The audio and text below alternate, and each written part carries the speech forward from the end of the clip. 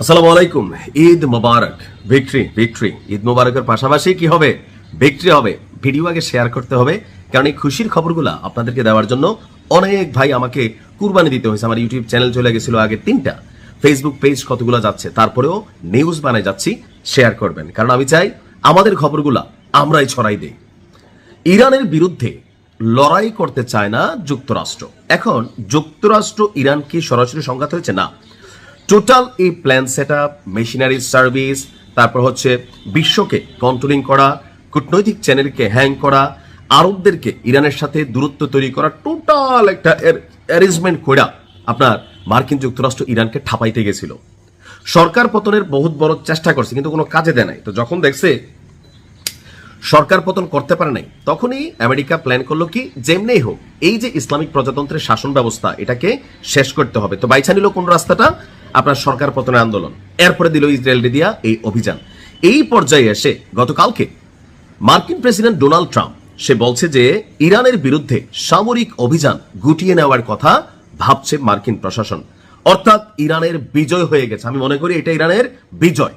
এই যে আমেরিকার মতন একটা দেশ ইরানের বিরুদ্ধে লড়তে গিয়ে এত নাকানি চুবানি খাবে, ইরান যে কৌশলগতভাবে শুধুমাত্র সামরিক সক্ষমতা না, কূটনৈতিক সক্ষমতা, তারপর হচ্ছে যে হরমুজ প্রণালী, তারপর হচ্ছে যে তাদের যে অস্ত্র ভান্ডার উন্মুক্ত করছে একের পর এক মেশিনারিজ দেখা, তারপরে বিশ্বজুড়ে তেলের বাজার অস্থিতিশীল। এই মুহূর্তে একটা যুদ্ধ পুরো আরবদেরকে ঠাপাচ্ছে। থামতে দেখছেন ইরান রে, আসছে থামা সাহস। পুরা নেতৃত্বের প্রথম বটম লাইন শেষ।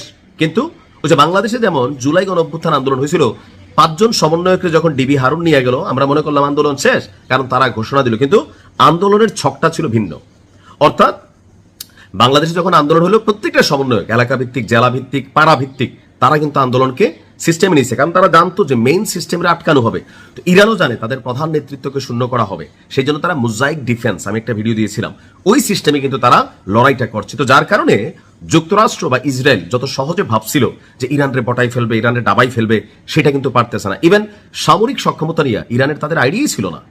আপনি আজকে যখন দেখেন ইরান যে ঘটনাগুলো ঘটাচ্ছে, আমরা ভাবছি যে এতটা শক্তিশালী ইরান, আমিও ভাবি নাই। কিন্তু দিন শেষে ট্রাম্প বলছে যে আপনার ইরানের বিরুদ্ধে সামরিক অভিযান গুটিয়ে নিবে। তো এখন তো মানুষের প্রশ্ন, কি রে ট্রাম্প কাকা কি শেষ তো পোতাই গেলেন? না না, শোনো আমরা আরো যুদ্ধটা করতাম। তাই এখন না, এখন এই যে বিশ্বব্যাপী তেলের যেই সরবরাহ সংকট, ইরান তো ঠাপাই ফেলছে। এখানে চাঁদাবাজি করে ইরান একটা জাহাজ থেকে $20 লক্ষ নিছে। তো যেই জাহাজ $20 লক্ষ দিয়া তেলটাই লাইন থেকে ঢুকাইছে, ওই জাহাজে যেই দেশ তেল কিনছে, তেলের দাম বাড়ছে না কমছে? বাড়ছে। এখন পুরা ইউরোপ আমেরিকার তো ঠাপাই ফেলছে। তো এই সিচুয়েশনটাকে সামনে আইনা আমেরিকা বলছে যে ইরানের উপর নিষেধাজ্ঞা শিথিল করা হয়েছে। ট্রাম্প বলছে আমরা আমাদের লক্ষ্য পূরণের কাছাকাছি পৌঁছে গেছি। হ্যাঁ, একটা লক্ষ্য থাকতে পারে যে ইরানের নেতৃত্ব শূন্য করা, ওইটা করে ফেলছে। তবে ইরানকে দখল করা, ইরানকে ভাঙা ফেলা, ইরানকে পঙ্গু করা, এটা কিন্তু পারে নাই। ইরানের বিরুদ্ধে সরকার পতন করে তাদের গুটি বসানোর প্ল্যানটা, এটা কিন্তু পারে নাই। তো ট্রাম্প বলছে মধ্যপ্রাচ্যে আমাদের বিশাল সামরিক প্রচেষ্টাগুলো গুটিয়ে নেওয়ার কথা বিবেচনা করছি। এখন এখানে দুইটা বিষয় হতে পারে, যে বলছে যে এই মিশন সম্পন্ন করতে তারা আনুমানিক 4 থেকে 6 সপ্তাহ সময় নেবে, অর্থাৎ 1 থেকে 1.5 মাস এই যুদ্ধটা চলতে পারে। তো এর মাঝখানে হয়তো এরকম প্ল্যান হইতে পারে যে এরকম একটা আলোচনা দিয়ে ঠাস করে বড় একটা মিশন চালাবে, একদিনে পুরো ইরানকে ডাবাই ফেলবে, অথবা প্রকৃতপক্ষে যেটা বলছে সেটা করবে। তবে ইনশাল্লাহ বিজয় সন্নিকটে। আসসালামু আলাইকুম।